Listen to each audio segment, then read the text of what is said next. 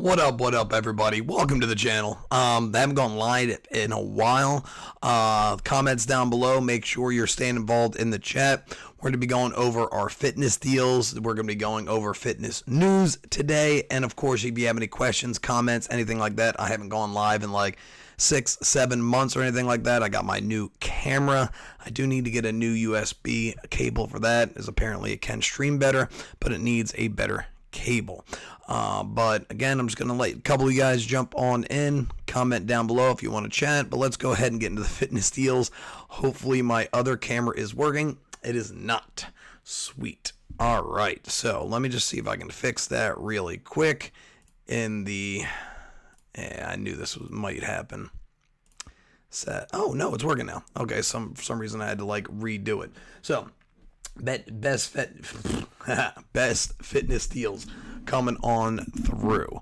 A lot of things going on. Some regular dumbbells all over the place, Theraguns, stuff like that. Theraguns are great, a little expensive. The Theragun Mini, on the other hand, is a great one that you could put it into your gym bag. It's really easy, so I definitely recommend that. That is about $20 off. Hyperice, I haven't got my hand on any of those yet, but then you have things like cycling bikes, a lot of those out there, rowers as well. I don't know if I could really recommend a $2,200 rower. Again, I'm not really a rower in general, so maybe my professional rowers out there, let me know if that is something that's worth it. But something along the lines of a $500 rower. The Concept 2 is always one of the more popular one, especially in the CrossFit industry. But it's just very, it works well. Let me see if I can fix that screen again real quick as I go over it. Seems like my ZV-1 doesn't really want to play too nicely here. Okay, I had to like reset it up again. Best treadmill deals. Under the desk treadmills are pretty interesting, to be honest. And then there's even foldable ones. Maybe I'll need to get my hands on one of those if you guys are interested. Got your folding ones. We'll be going over the Peloton in a little bit too. And then you have your wearables. The Series 8 is getting some discounts here and there. The 8 with GPS is $70 off. Well, they all have GPS. That's the 41 millimeter. The 45 millimeter is about $70 off, which is pretty fair. The first generation SE, which is its cheapest option, wow, that is a huge jump. I might not need to actually get my hands on one of these. I've never really done a review on the Apple, as I have an Android device. But if you'd like me to do it, definitely comment down below. Use the chat down below if you are interested in talking with me. Then you have the Samsung Galaxy Watch 5. I actually have my 5 right here. I'm not, and of course my screen is again off again. Let me go ahead and switch that off and on. Maybe it's working again. All right, I have my Series 5 right here. Big fan of it. Not the best with battery life, but that 10-watt charger is nice. Fitbit Charge 5, I would recommend that to pretty much everybody. That is a great deal. Vivo Active 4, decent. Not really the best as far as Garmin is concerned. Oh, wow, this thing really doesn't want to play nice with me, does it? I'm sorry, guys, but I'm trying to get this working. It's been a little while since I've done this. I might need a new USB cable. I'm not really sure for this. But then there's a lot of stuff here if you want to pause it through. Rogue Fitness, those deal on bumper plates and dumbbells. That's always nice. They're not cheap. Nike clearance items using the Summer 20. Under Armour, $30, 30% off. So a lot of stuff here as well. I'm going to jump on in, see if anything's going on with the chat. Doesn't look like anything currently going on with the chat, but if you would like to talk to me, definitely comment down below. We'll talk a little bit. Let's go ahead and jump now into the fitness news. Amazon Prime Day is going to be coming up in July, so that's going to be coming up as far as fitness deals are concerned. But then Peloton recalls 2.2 million bikes over safety concerns. This has been quite interesting. Almost all the bikes they've done, they agreed to pay $19 million in a settlement for all that. So that is interesting. I mean, just a lot of stuff going on with Peloton right now. It's pretty brutal, but we'll see how everything goes. Amazon shut down its Halo Health, is going to shut down its Halo services on July 31st. I did a review on the Halo band. I wasn't the biggest fan of it, so I'm not particularly surprised by this. They kind of just jumped in to the fitness band industry, and a lot of the stuff they did was a little weird.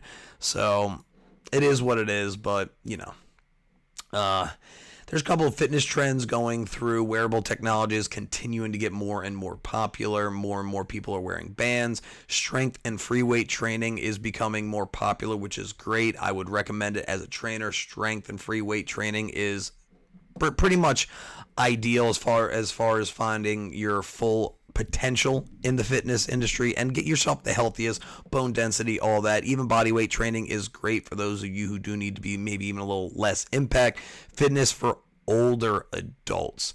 I'm big fan of this being a bigger thing, fitness trend going on.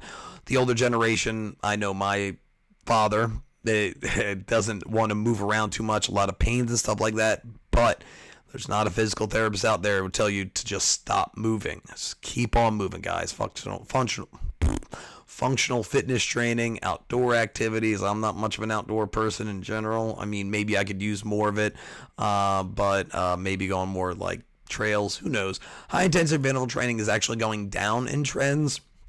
It was a big thing earlier on, but it is going a little bit down in trends. Exercise for weight loss. Of course, that's what everybody Googles. Experienced certified fitness professionals, so more people trying to get into it, and personal training. I wish group fitness was on here. I think group fitness is a lot more effective than things like personal training, mostly due to the fact that there's just a lot more community based with group training, where personal training is a little bit more one-on-one, and it's a lot more expensive. The EV Ring for women only provides health and menstrual cycle and sleep and activity tracking. So this is great for the women out there. Looks kind of nice too. I mean, don't look at me for any sort of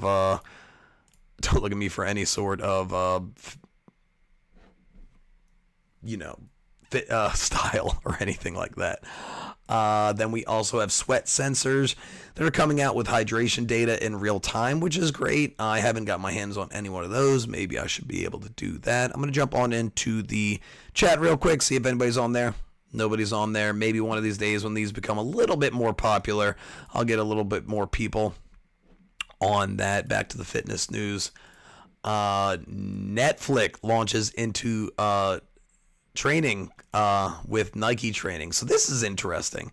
Everybody has a Netflix account, so having workouts built into Netflix, Netflix is definitely feeling a little bit of a hit with the things they've been doing with password sharing and all that. But Nike's also going to be partnering with Strava as well. So Nike's really jumping in. Strava is a big company as an app. Actually, we're going to jump into that in the next one. Best apps for actually sticking to your fitness goals. Nike Run Club and Strava. Strava's huge. There's a lot of communities built in, a lot of running, cycling, stuff like that. MyFitnessPal isn't the best for staying mindful. I'm a big fan of Calm. But then other things here, but definitely a lot of things to help with mental fitness as well as physical fitness. New trends, Garmin highlights. I did read this a little bit. Strength training was up 20%. They said it's kind of going back to pre-COVID levels as far as activities within the gym. People are feeling more comfortable, which is cool. It has millions of Connect users, and I'm technically one of them since I do jump into Garmin devices for the channel. Google and Fitbit Fitbit users can use their Google accounts starting in a couple days, actually. So I'm not exactly sure what that's going to happen with people who already have Fitbit accounts. Can they kind of put the two together? We'll see how that comes out. Maybe that needs its own video. Garmin reveals a high-end smartwatch for explorers with deep pockets. Yes, deep pockets starting at $900. So it's interesting. Does it have new preloaded activities? So I don't think I'm going to be picking one of these up for review. I don't know how much interest there would be into that, and of course that's expensive. The Mi Band 8. I've been looking to get my Mi Band 8, but of course it's been released in China for a while now. I've done the Mi Band since the Mi Band 4, I forget. But I've done a lot of Mi Bands, and they're trying to make it a little bit more, I guess you would say, fashion forward. Again, I'm not the fashion person. But I am looking to get into one of those as soon as it gets stateside. Galaxy Watch 6, they just put out their own FCC, just passed through FCC, so that's great. Usually, the Galaxy Watch 6 seems to come out in August, but now that we're talking about July, so a little bit earlier for these, and a little bit of the stuff that's going to be going on with that. The prices should be around the same thing. The Galaxy Watch 5 started at $280 for the smaller one, and the 44 LTE version was $360. I never really do the LTE versions. I'm not somebody who wants that. But then there's also the Pro version as well. But colors, they're going to be up for debate. They usually just go with the colors of the smartwatch that is going to be coming out with it. And I believe the new Fold is going to be coming out in this release. So they're probably going to be utilizing a lot of that. Technical specifications. Apparently there's going to be a new Exynos chip. I guess Samsung, they did actually go away from their Exynos chips in their Galaxy devices. They went straight Qualcomm, and I was kind of hoping they did a little bit more Qualcomm, but it says it's a 10% increase from the 920 in the Watch series, keeping the same 1.5 gigabytes of memory and 16 gigabytes of internal storage. Hopefully this will lead to better battery life. With the increased speeds, that's what I would most likely like. There's a couple things here and there built in, but it's not really a big deal. Design, there are a couple of rumors talking about going with a more curved one. I got the Pixel Watch on right now, doing another review on that, so make sure you're subscribed to the channel, guys, because of course I will be doing a lot of reviews like this. And with the Pixel, I'm going to be going a little bit of an overview and some little neat things that you do with the Pixel Watch as well. But yeah, could be inspired by the Pixel Watch. And then also, what I'm a bigger fan of is there's a possible Galaxy Watch 6 Classic. They took away the rotating bezel in the 6 Pro, and of course, the 5 Pro and the regular 5.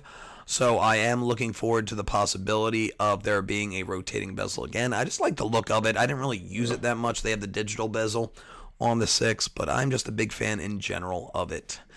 They are going to be adding a couple different things here and there. There is a new Wear OS update that is going to be helpful, also hopefully helping out with battery life. And then several new One UI changes as well. And then there's going to be things like a continuous ECG. Of course, this camera doesn't like me at all. And then hopefully battery life, there's even some rumors out there that the battery might be a little bit bigger, but I really don't think we're going to see too much of a change, to be perfectly honest. Of course, we'd all love to see the rotating bezel, fewer limitations as far as people outside of Galaxy devices and Samsung devices. Some people are limited within it.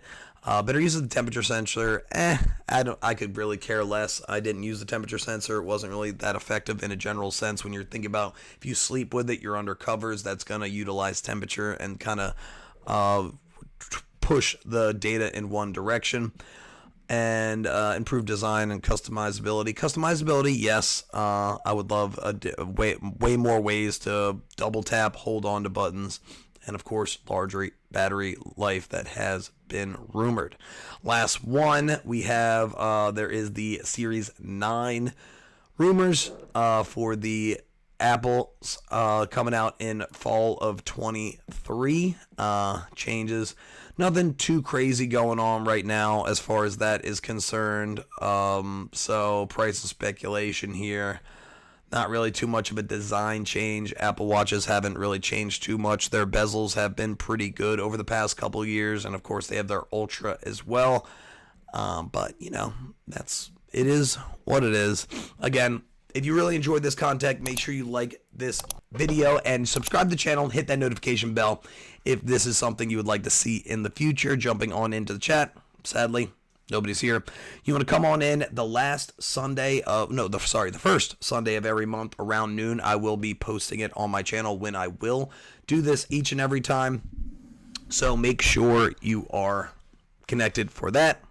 But guys, as always, stay happy, stay healthy, and above all, stay positive.